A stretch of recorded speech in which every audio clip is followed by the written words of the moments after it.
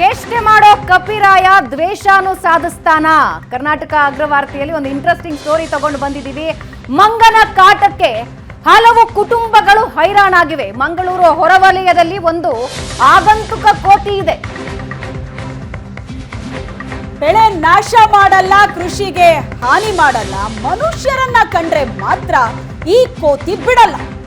ಎಲ್ಲೋ ಹೋದ್ರೂ ಕೂಡ ಅಟ್ಟಾಡಿಸ್ಕೊಂಡು ಬರುತ್ತಂತೆ. ಚೇಷ್ಟೆ ಮಾಡೋ ಕಪಿರಾಯ ದ್ವೇಷವನ್ನು ಕೂಡ ಸಾಧಿಸ್ತಾನ. ಮಂಗನ ಕಾಟಕ್ಕೆ ಹಲವು ಕುಟುಂಬಗಳು ಹೈರಾಣಾಗಿದೆ. ಮಂಗನಿಂದಾಗಿ ಟೆನ್ಷನ್ ನಲ್ಲಿದೆ ಕುಟುಂಬ. ಈ ಕೋತಿ ಬೆಳೆ ನಾಶ ಮಾಡಲ್ಲ, ಕೃಷಿಗೂ ಹಾನಿ ಮಾಡಲ್ಲ, ಆದ್ರೆ ಮನುಷ್ಯರನ್ನ ಕಂಡ್ರೆ ಮಾತ್ರ ಬಿಡಲ್ಲ. ಎಲ್ಲೋ ಹೋದ್ರೂ ಅಟ್ಟಾಡಿಸ್ಕೊಂಡು ಬಂದು ದಾಳಿ ಮಾಡುತ್ತೆ ಈ ಕಪಿರಾಯ. ಕೋತಿ ಕಾಟಕ್ಕೆ ಮನೆಯಿಂದ ಹೊರಗಡೆ ಬರೋದಕ್ಕೂ ಕೂಡ ಈ ಕುಟುಂಬ ಹೆದರ್ಕೋತಾ ಇದೆ. ಮಂಗಳೂರು ತಾಲೂಕಿನ ಕುಪ್ಪೆ ಪದವಿನ ನೆಲ್ಲಿಚೋರ ಪ್ರದೇಶದಲ್ಲಿ ನಡೆದಂತಹ ಘಟನೆ ಇದು. ಮಹಿಳೆಯರು ಲುಂಗಿ ತೊಟ್ಟಂತಹ ಪುರುಷರನ್ನ ಕಂಡ್ರೆ ಈ ಕಪಿರಾಯ ಸಿಡಿದೇಳುತ್ತೆ. ಕೇವಲ 3 ಕುಟುಂಬಗಳನ್ನೇ ಟಾರ್ಗೆಟ್ ಮಾಡಿದೆ. ಹಾಗಂತ ಎಲ್ಲರ ಮೇಲೂ ಕೂಡ ಅಟ್ಯಾಕ್ ಮಾಡತ್ತಾ, ಎಲ್ಲರನ್ನೂ ಕೂಡ ಟಾರ್ಗೆಟ್ ಮಾಡತ್ತಾ ಅಂದ್ರೆ ಇಲ್ಲ. ಕೇವಲ ಈ 3 ಕುಟುಂಬಗಳೇ ಈ ಕಪಿರಾಯನ ಟಾರ್ಗೆಟ್ ಆಗಿದೆ. ಕೋತಿ ದಾಳಿಗೊಳಗಾದ ಲೀಲಾಕ್ಷಿ ಕೈಗೆ 25 ಹೊಲಿಗೆ ಬಿದ್ದಿದೆ. ಕೋತಿ ಕಾಟದಿಂದ ಕಾಪಾಡಿ ಅಂತ ಕುಟುಂಬಸ್ಥರು ಮನವಿ ಮಾಡ್ತಿದ್ದಾರೆ. ಕೋತಿ ಸೆರೆ ಹಿಡಿಯದೆ ನಿರ್ಲಕ್ಷ್ಯ ತೋರ್ತಾ ಇರೋ ಅರಣ್ಯ ಇಲಾಖೆ ಸಿಬ್ಬಂದಿ ವಿರುದ್ಧ ಸಿಟ್ಟಿಗೆದ್ದಿದೆ ಈ ಕುಟುಂಬ. ಬೋನಿಗೂ ಬೀಳ್ತಾ ಇಲ್ಲ, ಚಳ್ಳೆ ಹಣ್ಣು ತಿನ್ನಿಸ್ತಾ ಇದೆ ಮಂಗ. ಕೋತಿ ಭಯಕ್ಕೆ ಕೈಯಲ್ಲಿ ದೊಣ್ಣೆ ಹಿಡ್ಕೊಂಡೇ ಜನ ಓಡಾಡುವಂತಹ ಪರಿಸ್ಥಿತಿ ಇದೆ. ಮಂಗಳೂರಿನ ಹೊರವಲಯದಲ್ಲಿರುವಂತಹ ಈ ಆಗಂತುಕ ಕೋತಿಗೆ ಜನ ಬೆಚ್ಚಿ ಬಿದ್ದಿದ್ದಾರೆ. ಬೇರೆ ಏನೂ ಸಮಸ್ಯೆ ಇಲ್ಲ, ಜನ ಬಂದ್ರೆ ಮಾತ್ರ ಬಿಡೋದಿಲ್ಲ. ಮಂಗನ ಕಾಟದ ದೃಶ್ಯ ನೀವು ನೋಡ್ತಾ ಇದ್ದೀರಾ. ಮಂಗನ ಕಾಟಕ್ಕೆ ಹಲವು ಕುಟುಂಬಗಳು ಹೈರಾಣಾಗಿವೆ. ಬೆಳೆ ಹಾನಿ ಮಾಡೋದಿಲ್ಲ, ಮತ್ತೇನೋ ತರಲೆ ಮಾಡುತ್ತಾ ಅದು ಇಲ್ಲ. ಆದ್ರೆ ಜನ ಬಂದ್ರೆ ಮಾತ್ರ ಬಿಡೋದಿಲ್ಲ. ಅಟ್ಟಾಡಿಸ್ಕೊಂಡು ಬರುತ್ತೆ, ಅಟ್ಟಾಡಿಸ್ಕೊಂಡು ಬಂದು ಕಾಡ್ತಾ ಇದೆ. ದಾಳಿ ಮಾಡ್ತಾ ಇರೋ ಕೋತಿಯ ವಿಜುವಲ್ ನೀವು ನೋಡ್ತಾ ಇದ್ದೀರಾ. ಈಗಾಗಲೇ ಕೋತಿ ಕಾಟದಿಂದ ಹೊಲಿಗೆ ಹಾಕಿಸ್ಕೊಂಡಿದ್ದಾರೆ ಜನ. ಕೋತಿ ಸೆರೆ ಹಿಡಿಯದೆ ನಿರ್ಲಕ್ಷ್ಯ ತೋರ್ತಾ ಇದೆಯಾ ಇಲಾಖೆ?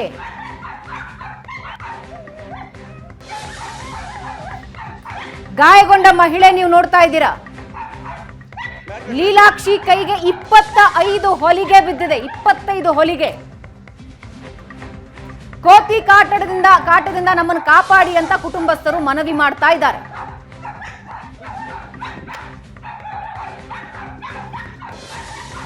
ಮಹಿಳೆಯರು ಲುಂಗಿ ತೊಟ್ಟ ಪುರುಷರೇನಾದ್ರೂ ಕಣ್ಣಿಗೆ ಬಿದ್ರೆ ಅಟ್ಟಾಡಿಸ್ಕೊಂಡು ಬರುತ್ತೆ ಈ ಕೋತಿ.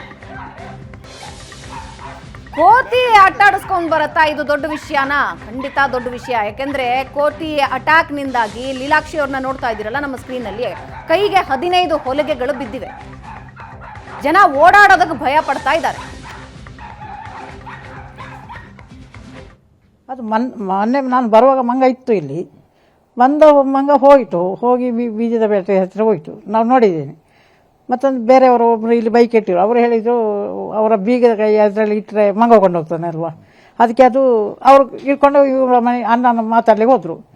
ನಾನು ಇಲ್ಲಿ ನಾವೇ ಇದ್ದೀರಿ. ನಾನು ಹೋದ ಮಂಗ ಪುನಃ ಬರ್ತದೆ ಗೊತ್ತಿಲ್ಲ. ಅದು ಬಂದು ಇದು ಹಳೆ ಸಿನಿಮಾದಲ್ಲಿ ಗೊತ್ತಿದೆ.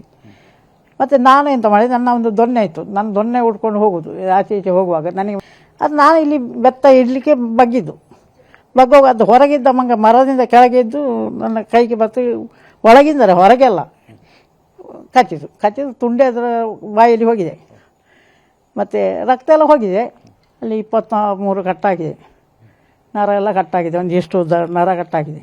ಅದು ಮೊನ್ನೆ ನಾನು ಬರುವಾಗ ಮಂಗ ಇತ್ತು. ಎಸ್, ಮಂಗಗಳು ಸಹಜವಾಗಿ ತೋಟಗಳಿಗೆ ನುಗ್ಗುವಂತದ್ದು, ಕೃಷಿ ಭೂಮಿಗಳಿಗೆ ಹಾನಿ ಮಾಡುವಂತದ್ದು, ತೋಟಗಳಲ್ಲಿ ಬೆಳೆದಂತಹ ಹಣ್ಣು ಹಂಪಲುಗಳನ್ನು ಕಿತ್ತು ತಿನ್ನುವಂತದ್ದು ಮತ್ತು ಬೇರೆ ಬೇರೆ ರೀತಿಯಾಗಿ ಕೃಷಿಕರು ಸಮಸ್ಯೆಗಳನ್ನು ಅನುಭವಿಸುವಂತದ್ದನ್ನ ನಾವು ನೋಡಿದ್ದೀವಿ. ಆದರೆ ಈ ಭಾಗದಲ್ಲಿ ಮಂಗಳೂರಿನಲ್ಲಿ ಒಂದು ವಾನರ ಕಳೆದ 25 ದಿನಗಳಿಂದ ಈ ಭಾಗದ ಒಂದು 2-3 ಮನೆಗಳಿಗಷ್ಟೇ ಟಾರ್ಗೆಟ್ ಮಾಡಿ ತೊಂದರೆಯನ್ನು ಕೊಡ್ತಾ ಇದೆ. ಆದರೆ ಯಾವುದೇ ರೀತಿಯಾದಂತಹ ಕೃಷಿಗೆ ಹಾನಿ ಮಾಡ್ತಾ ಇಲ್ಲ, ತೋಟಗಳಿಗೆ ಹಾನಿ ಮಾಡ್ತಾ ಇಲ್ಲ. ಆದರೆ ಈ ಹಾನಿ ಆಗ್ತಾ ಇರುವಂತದ್ದು ಮನುಷ್ಯರನ್ನೇ ಟಾರ್ಗೆಟ್ ಮಾಡಿಕೊಂಡು ಆ ವಾನರ ಉಪದ್ರವನ್ನ ಕೊಡ್ತಾ ಇರುವಂತದ್ದು. ನಾನೀಗಿರ್ತಕ್ಕಂಥದ್ದು ಮಂಗಳೂರು, ದಕ್ಷಿಣ ಕನ್ನಡ ಜಿಲ್ಲೆಯ ಮಂಗಳೂರು ತಾಲೂಕಿನ ಕುಪ್ಪೆಪದವ ಅನ್ನುವಂತಹ ಗ್ರಾಮದ ನೆಲ್ಲಿಜೋರ ಅನ್ನುವಂತಹ ಒಂದು ಪ್ರದೇಶ.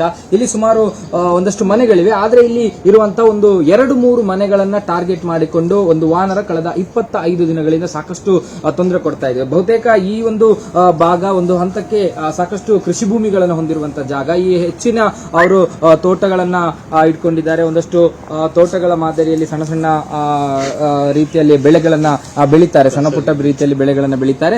ಆ ಒಂದು ಭಾಗದಲ್ಲಿ ಇರುವಂತಹ ಒಂದು ಮನೆಯಲ್ಲಿ ನಾನೀಗಿರ್ತಕ್ಕಂಥದ್ದು ಇದು ದಿನೇಶ್ ರಾವ್ ಅನ್ನುವಂಥವರಿಗೆ ಸೇರಿದ ಮನೆ. ಕಳೆದ 25 ದಿನಗಳಿಂದ ಈ ಮನೆಗೆ ವಾನರ ಆಗಾಗ ಬಂದು ಇಲ್ಲಿನ ಈ ಒಂದು ಕುಟುಂಬಕ್ಕೆ ಸಮಸ್ಯೆಯನ್ನ ಕೊಡ್ತಾ ಇದೆ. ಮನುಷ್ಯರ ಮೇಲೆ ದಾಳಿಯನ್ನು ಕೂಡ ಮಾಡಿರುವಂತದ್ದು. ಹೀಗಾಗಿ ಇಲ್ಲಿ ಈಗಾಗಲೇ ಅರಣ್ಯ ಇಲಾಖೆ ಒಂದು ಸಣ್ಣ ಬೋನಿನ ರೀತಿಯಲ್ಲಿ ಇಟ್ಟಿದ್ದಾರೆ. ಆದ್ರೆ ಈವರೆಗೂ ಕೂಡ ಅವರಿಗೆ ಮಂಗವನ್ನ ಹಿಡಿದುಕೊಂಡು ಹೋಗ್ಲಿಕ್ಕೆ, ವಾನರನನ್ನ ಹಿಡಿಲಿಕ್ಕೆ ಸಾಧ್ಯ ಆಗಲಿಲ್ಲ. ಅದರ ಜೊತೆಗೆ ಮನೆಯಲ್ಲೇ ಒಂದು ನಾಯಿಗೂಡು ಇರುವಂತದ್ದು. ಈ ನಾಯಿಗೂಡಿಗೂ ಕೂಡ ಅವರೊಂದು ಪ್ಲಾನ್ ಮಾಡಿದ್ದಾರೆ. ಯಾಕಂದ್ರೆ ಈ ನಾಯಿಗೂಡಿನಲ್ಲಿ ಒಂದಷ್ಟು ಬಾಳೆಹಣ್ಣುಗಳನ್ನ ಹಾಕಿ ಆ ವಾನರ ಏನಾದ್ರೂ ಬಂದ್ರೆ ಅದರ ಒಳಗಡೆ ಹೋದ ತಕ್ಷಣ ಅದನ್ನ ಎಳಿಲಿಕ್ಕೋಸ್ಕರ ಒಂದು ಹಗ್ಗವನ್ನ ನೀವು ದೃಶ್ಯಗಳಲ್ಲಿ ನೋಡಬಹುದು. ಒಂದು ಹಗ್ಗವನ್ನ ಇಟ್ಟಿದ್ದಾರೆ. ಈ ಹಗ್ಗವನ್ನ ನೇರವಾಗಿ ಈ ಭಾಗದಿಂದ ಅವರ ಸಿಟೌಟ್ಗೆ, ಆ ಮನೆಯ ದಿನೇಶ್ ರಾವ್ ಅವರ ಮನೆಯ ಸಿಟೌಟ್ ಏನಿದೆ ಆ ಸಿಟೌಟ್ಗೆ ಹಗ್ಗವನ್ನ ಕಟ್ಟಿದ್ದಾರೆ. ಯಾಕಂದ್ರೆ ಆ ವಾನರ ಇಲ್ಲಿಗೆ ಎಂಟ್ರಿ ಆದಾಗ ಯಾವುದೇ ಕಾರಣಕ್ಕೂ ಕೂಡ ಮನೆಯವರು ಹೊರಗಡೆ ಬರದ ರೀತಿಯಲ್ಲಿ ಪರಿಸ್ಥಿತಿ ಇರುವಂತದ್ದು. ನೇರವಾಗಿ ಮನುಷ್ಯರ ಮೇಲೆ ದಾಳಿ ಮಾಡುತ್ತೆ. ಅದರ ಜೊತೆಗೆ ಅವರು ಸಿಸಿಟಿವಿಯಲ್ಲೂ ಕೂಡ ಆ ದೃಶ್ಯಾವಳಿಗಳು ಅವರ ಸಿಸಿಟಿವಿ ಕ್ಯಾಮೆರಾಗಳಲ್ಲೂ ಕೂಡ ಸೆರೆಯಾಗಿದೆ. ಮನೆಯಲ್ಲಿ ಸಣ್ಣ ಪುಟ್ಟ ಮಕ್ಕಳಿರುವಂತಹ ಸಂದರ್ಭದಲ್ಲಿ ಸಾಕಷ್ಟು ಒಂದು ಆತಂಕದ ಪರಿಸ್ಥಿತಿ ಇರುವಂತದ್ದು. ಇನ್ನು ಈ ಬಗ್ಗೆ ಮಾತನಾಡೋದಕ್ಕೆ ಸ್ವತಃ ದಿನೇಶ್ ರಾವ್ ಅವರಿದ್ದಾರೆ, ಅವ್ರ ಜೊತೆ ಮಾತಾಡ್ತೀನಿ. ಸರ್, ಈಗ ಈ ಒಂದು ವಾಹನದ ತೊಂದರೆ ಯಾವಾಗಿಂದ ನಿಮ್ಗೆ ಆರಂಭ ಆಗಿರೋದು, ಯಾವ ರೀತಿಯಾಗಿ ಸಮಸ್ಯೆ? ಅಂದ್ರೆ ಇದು ಒಂದು ಸಾಧಾರಣ 25 ದಿವಸ ಅದಿತ್ತು. ಒಮ್ಮೆ ಯಾರ ಬಿಟ್ಟದ್ದು ಅಂತ ಹೇಳ್ತಾ ಇದ್ರು. ಅಂದ್ರೆ ನಮಗೆ ಮಾಹಿತಿ ಬಂದ ಪ್ರಕಾರ ಅದಕ್ಕೆ ಬಾಲ ಕಟ್ ಮಾಡಿದ್ದಾರೆ. ಅದು ಅಲ್ಲಿ ಮಡಪಾಡಿ ಅಂತ ಒಂದು ಪ್ಲೇಸ್ ಅಲ್ಲಿ ಉಪದ್ರ ಮಾಡ್ತಾ ಇತ್ತು. ಅದನ್ನು ಯಾರೋ ಬೈಕ್ನಲ್ಲಿ ತಂದು ಇಲ್ಲಿ ಬಿಟ್ಟಿದ್ದಾರೆ ಅಂತ ಒಂದು ಮಾಹಿತಿ ಸಿಕ್ಕಿತ್ತು. ಅದು ಫಸ್ಟಿಗೆ ಬಂದಾಗ ಬಂತು ಹೋಯ್ತು ಅಂತ ನಾವು ಆಲೋಚನೆ ಮಾಡ್ತಾ ಇದ್ವಿ. ಮತ್ತೆ 2 ಸಲ ನಮಗೆ ಗುರಾಯಿಸಲು ಶುರು ಮಾಡಿತ್ತು. ನನ್ನನ್ನು ಓಡಿಸ್ಕೊಂಡು ಬಂತು ಒಮ್ಮೆ. ಆಮೇಲೆ ನಾವು ಇನ್ನೊಂದು ಸೆಕೆಂಡ್ ಟೈಮ್ ಬಂದಾಗ ಇಲ್ಲಿ ನಾನು ಇಲ್ಲ ಹೊರಗಿದ್ದಾಗ ನನ್ನ ಮಿಸಸ್ ಇಲ್ಲಿ ಬಂದು ಜಂಪ್ ಆಗಿ ಸಿಟೌಟಿಗೆ ಬಂತು. ಹಾಗೆ ನಮಗೆ ಉಪದ್ರ ಮಾಡಿತ್ತು ಶುರುವಾಯಿತು. ಕಿಟಕಿಗೆ ಬರೋದು, ಕಿಟಕಿ ಜಂಪ್ ಮಾಡೋದು, ಕಿಟಕಿ ಒಳಗೆ ಕೈ ಹಾಕೋದು. ಆಮೇಲೆ ಇವರು ಸಣ್ಣ ಮಗು ಬೇರೆ ಇದೆ, ಅದೆಲ್ಲ ಪ್ರಾಬ್ಲಮ್ ಇಲ್ಲ. ನಮಗೆ ತುಂಬಾ ತುಂಬಾ ಪ್ರಾಬ್ಲಮ್ ಆಯಿತು. ನಮ್ಮ ಹತ್ತಿರ ಮನೆಯವರ ಸಹ ಅಲ್ಲೊಂದು ಮನೆ ಇದೆ, ಅವರ ಮನೆ ಸಹ ಹೆಂಗಸಿಗೆ ಒಂದು ಕಚ್ಚಿ ಎಲ್ಲ ಸುಮಾರು ಖರ್ಚಾಗಿದೆ. ಅವರಿಗೆ ಒಂದು 25 ಸ್ಟಿಚ್ ಹಾಕಿದ್ದಾರೆ ಅಂತ ಹೇಳಿದ್ದಾರೆ.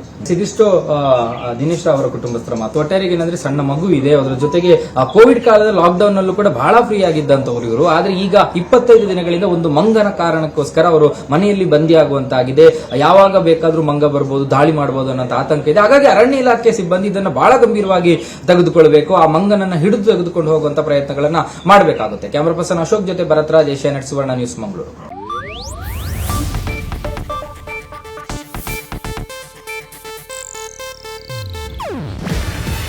ಇದು ಏಷ್ಯಾನೆಟ್ ನ್ಯೂಸ್ ನೆಟ್ವರ್ಕ್ ಪ್ರಸ್ತುತಿ. ನೀವು ನೋಡ್ತಿದ್ದೀರಾ ಏಷ್ಯಾನೆಟ್ ಸುವರ್ಣ ನ್ಯೂಸ್.